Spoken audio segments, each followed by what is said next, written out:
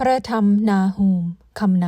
ำพระธรรมนาฮูมแมนกาบก่อนที่กล่าวเฉลิมฉลองการล่มทลายของนครนีเนเวเมืองเอกในสมัยบูหารของชาติอิสราเอลและการกดขี่ของศัตรูผู้โหดเหี้ยมคือพวกอัสซีเรียการล่มทลายของนครนีเนเวในบั้นปลายของศตวรรษที่7ก่อนคริสตศักราชแมนซี่ให้เห็นถึงการตัดสินของพระเจ้าถึงชนชาติหนึ่งที่โหดร้ายและอวดองค์จองหอง บทที่1ข้อที่1ต่อไปนี้แมนนิมิตที่นาโฮมสาวแอนโกดได้เห็นเกี่ยวกับนครนีเนเวพระเจ้ายาเวโกรธให้นครนีเนเวข้อที่2พระเจ้ายาเวเป็นพระเจ้าองค์หวงแหนและตอบแทนพระเจ้ายาเวตอบแทนและเต็มด้วยความโกรธให้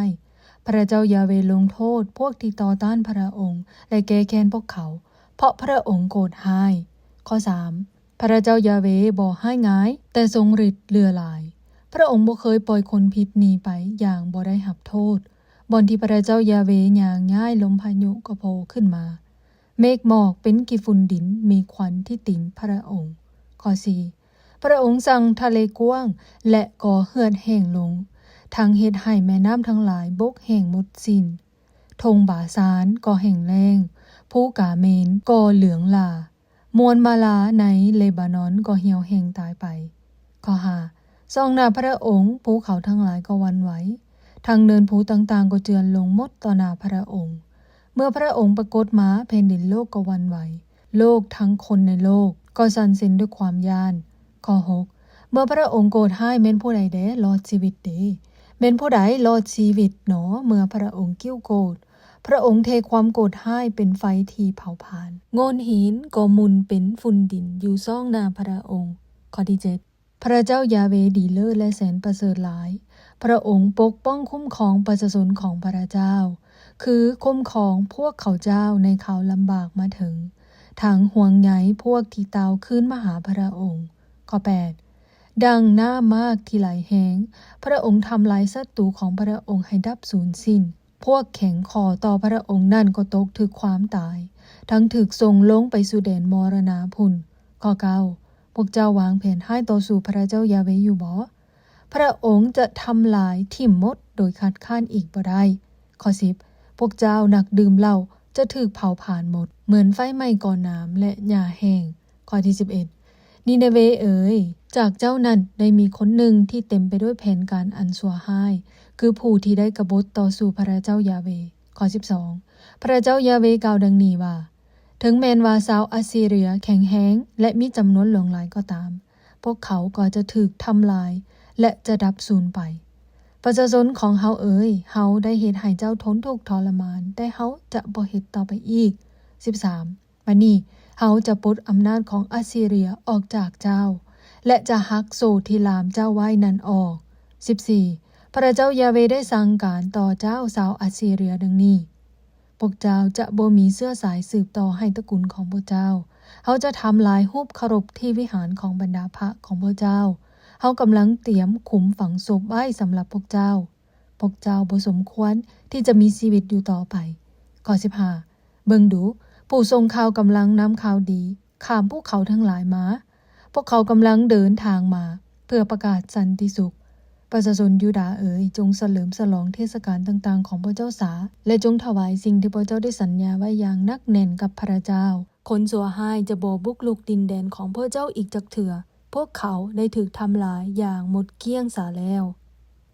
บทที่2นีเนเวล่มสลายข้อที่1นครนีเนเวเอ๋ยเจ้าถูกโจมตีซะแล้วอำนาจที่จะทำลายเจ้าให้มุนมาถึงซะแล้วจงเฝ้ายามกำแพงจงเฝ้ายามหนทางจงพากันระดมพ้นที่พระเจ้ามีนั่นไว้ข้อ2เพราะว่าพระเจ้ายาเวจะเอายศศักดิ์ของยาโคบเหมือนอย่างยศศักดิ์ของอิสราเอลกลับคืนมาสู่สภาพเดิม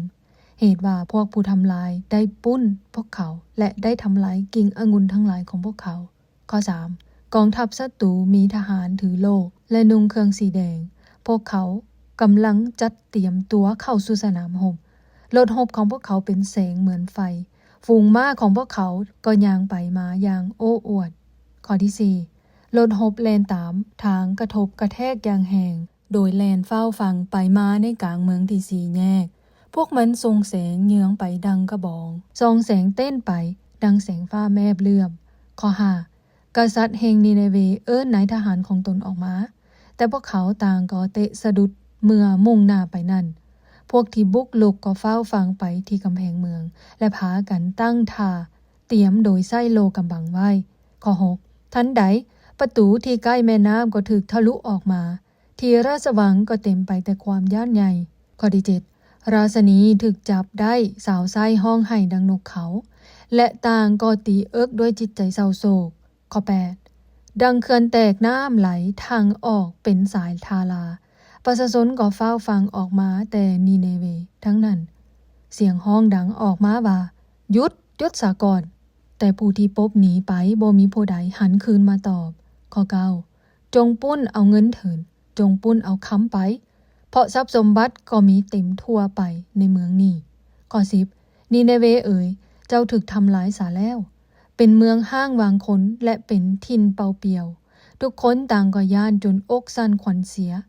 จนหัวเขาทุกคนสั่นสินด้วยความย่านและทุกคนต่างก็หมดเหือหมดแหงจนสีหน้าม่านลาเหลืองไปทั้งนั้นข้อ11บัดนี้นครนี้ไปไสแล้วเนาะก็เป็นถ้ำบอนที่ฝูงสิงมาอาศัยอยู่เป็นถ้ำบอนที่ฝูงสิงหนุ่มได้มีเหยื่อกินสิงผู้ทั้งสิงแม่ได้อาศัยอย่างปลอดภัยกับลูกๆข้อ12สิงได้ฆ่าเหยื่อของมันกินเป็นอาหารแล้วก็จีกเหยื่อที่ได้มาเป็นตอนๆแล้วก็ปันให้สิงแม่และลูกๆของมันกินจนถ้ำเต็มไปด้วยซีนสัตว์ที่มันฆ่ามาได้ข้อ13พระเจ้ายาเวองค์ทรงฤทธิ์อำนาจยิ่งใหญ่กล่าวว่าเฮาเป็นศัตรูของเจ้าเฮาจะจูดลนหบของเจ้าถิ่มหมดพวกทหารของเจ้าจะถูกฆ่าในสนามหบและเฮาจะเอาทุกสิ่งที่เจ้าได้มาจากคนอื่นนั่นคืนไปเสียงห้องขอของผู้ทรงข่าวของเจ้าจะบ่ได้ยินอีกต่อไปบทที่3ข้อที่1หับเคาะกรรมสาแล้วเมืองที่กิตัวเมืองแห่งอาสยากรเมืองที่เต็มแต่เครื่องปุ้นข้อ2จงฟังเสียงไม่แส่เสียงล้อรถหมุนไปเสียงม้าแลนหอบไวๆและเสียงรถหบกระทบกระแทกข้อที่3ทหารม้าปะทะกันด้วยดาบแวบว่าเป็นแสงส่วนหอกที่ไส้แทงก็เป็นแสงโฟ้งไปข้างหน้าซากศพของคนตายนับบ่ได้ทับกันขึ้นเป็นกองคนต้องยางโซเซล่มทับถึงกองซากศพนั้นข้อที่4นีเนเวยิงแผดสยาถึกลงโทษแล้วเด้นางผู้มีเสน่ห์ล่อลวงคนทั้งหลายให้ตายย้อนนางเฮ็ดให้ชาติต่างๆหลงไหลไปนำและเฮ็ดให้คนกลายเป็นทาสทับไส้ทั้งประเทศข้อที่5พระเจ้ายาเวองค์ทรงฤทธิ์อำนาจยิ่งใหญ่กล่าวว่านีเนเวเอ๋ยเฮาจะลงโทษเจ้าเฮาจะแก้เสื้อผ้าเจ้าและเบกายเจ้าคือกันให้ชาติต่างๆเห็นของลับหน้าอับอายของเจ้าข้อ6เฮาจะเฮ็ดต่อเจ้าอย่างดูถูกย่อหยันให้สิ่งเปื้อนประดับที่ถึงกายของเจ้าคนทั้งหลายต่างก็จ้องเบิ่งเจ้าด้วยสายตาอันขยะแขยงจนคนตัวลุกข้อที่7ทุกคนที่เห็นเจ้าก็จะปบหนีไปคนจะว่า